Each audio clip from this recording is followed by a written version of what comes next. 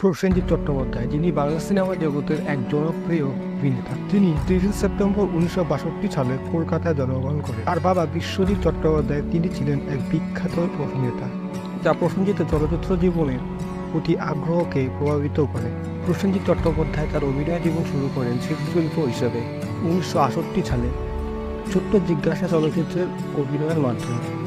তবে ১৯৮৩ সালে দুটি পাতা চলচ্চিত্রে তার প্রধান চরিত্রের অভিনয়ের মাধ্যমে তিনি মূলধারা চলচ্চিত্রে প্রবেশ করেন।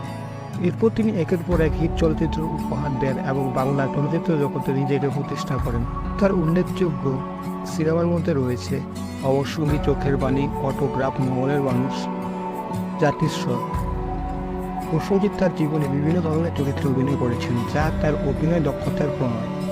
তিনি শুধু রোমান্টিক হিরো নন, বরং ড্রামা, থ্রিলার এবং কমেডি সব ধরনের চিত্রে সফলভাবে অভিনয় করেছেন। তিনি তার নিজস্ব প্রযোজনা সংস্থা শুরু করেছেন এবং বিভিন্ন সফল চলচ্চিত্র প্রযোজনা করেছেন। তার প্রযোজিত চলচ্চিত্রগুলি দর্শকের কাছে প্রশংসিত হয়েছে এবং বাণিজ্যিকভাবে সফল হয়েছে। প্রসেনজিৎ বাংলা টেলিভিশনেও কাজ করেছেন এবং বেশ কয়েকটি রিয়েলিটি শো উপস্থাপন করেছেন। এছাড়াও তিনি সমাজসেবায় সক্রিয় রয়েছেন এবং বিভিন্ন ধরনের সামাজিক কাজের সাথে যুক্ত আছেন। প্রসেনজিৎ চট্টোপাধ্যায় ব্যক্তিগত জীবনেও বেশ সমৃদ্ধ। তার পরিবার এবং সন্তানদের সঙ্গে তার গভীর সম্পর্ক রয়েছে। প্রসেনজিৎ চট্টোপাধ্যায়ের জীবনের গল্পটি বাংলা চলচ্চিত্রের ইতিহাসে এক উজ্জ্বল অধ্যায়। তার কঠোর পরিশ্রম, প্রতিভা এবং দর্শকদের প্রতি ভালোবাসা তাকে বাংলা চলচ্চিত্রে অন্যতম শ্রেষ্ঠ অভিনেতা হিসাবে প্রতিষ্ঠা করেছে।